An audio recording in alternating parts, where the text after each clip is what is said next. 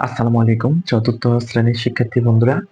আজকে নিয়ে আসলাম তোমাদের চতুর্থ শ্রেণীর 2025-এর নতুন বইয়ের গণিত 3 নাম্বার পেজের সমাধান।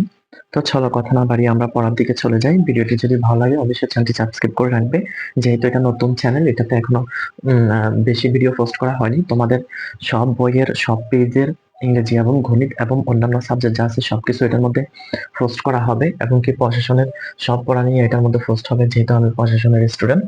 2025 সাল আসাতে নতুন কারিকুলাম আসাতে নতুন বইয়ের পড়াগুলি তোমাদের সুবিধার্থে এখানে দিচ্ছি। চলো কথা না বাড়িয়ে আমরা চলে যাই। এখানে কথাই আছে অঙ্কে লিখো।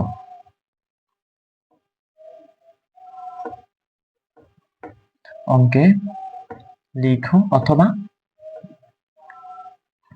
লেখো, এভাবে সমস্যা নাই, যে কোনো একটা হলে হবে। তাহলে আমাদের সর্বপ্রথম বলা আছে 1 নাম্বার। 1 নাম্বারে বলা আছে কি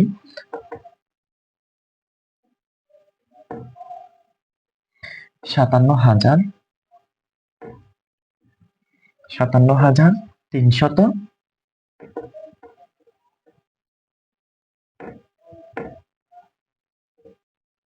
57,363। 57,363 আমাদের এখন অঙ্ক লিখতে হবে, একক দশক শতক এগুলো পড়লে এখন আমাদের চলে আসবে। তো সর্বপ্রথম আমরা কি লিখবো? আমরা হাজার লিখবো। 57,363 লেখার জন্য বলছে, প্রথমে আমরা 57,000 লিখবো। এ হচ্ছে 57,000। এরপর হচ্ছে 363, আমরা এখন 3 দিব, 6 দিব, আবার 3 দিব, হয়ে গেছে 57,363 আমাদের 1 নাম্বারের সমাধান। এবার হচ্ছে আমাদের দ্বিতীয় নাম্বার। দ্বিতীয় নাম্বারে বলা আছে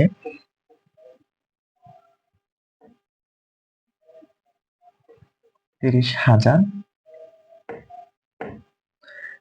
দ্বিতীয় নাম্বারে বলা আছে 30,605।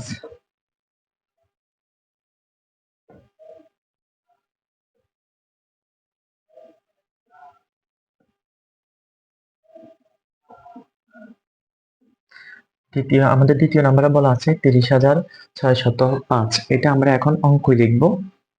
তো চলো আমরা লিখি। এটা হচ্ছে আমরা প্রথমে হাজার লিখবো, এখন দশক শতক হাজার আমরা প্রথমে হাজার লিখবো। এ হচ্ছে আমাদের 30, তো আমরা এখানে একটা কমা দিই। 30,605, তাহলে আমরা 605 দিব। এখন 6 দিব, 0 দিব, 5 দিব, তাহলে হয়ে গেছে 30,605। এখন আমরা 3 নাম্বারে যাব। 3 নাম্বারে বলা আছে 86। 3 নাম্বারে বলা আছে 86,002। 86,002, তাহলে আমরা প্রথমে দিব কত? 86 দিব। এটা হচ্ছে হাজার, 86,000। এখন আমরা যদি এখানে 3টা শূন্য দিই তাহলে হয়ে গেছে 86,000।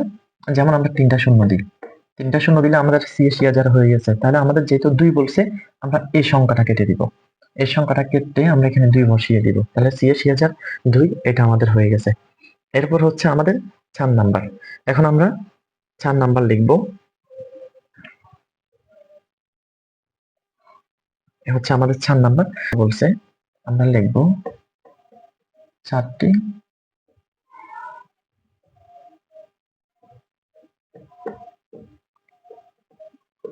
10,000। সর্বপ্রথম বলা আছে 4টি 10,000। এরপর এরপর বলা আছে ও 9টি, ও 9টি 1,000। 9টি 1, 9টি 1,000 দ্বারা, 9টি 1,000 দ্বারা গঠিত সংখ্যা।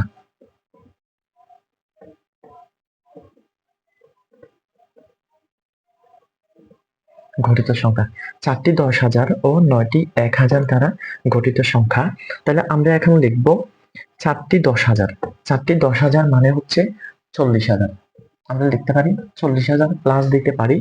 এরপরে হচ্ছে ও 9টি 1,000 মানে হচ্ছে 9,000 সমান সমান 40,000। 40-এর সাথে 9,000 দিলে হয়ে যায় 49,000। তাহলে আমরা দিতে পারি 49, 1, 2, 3 হাজার।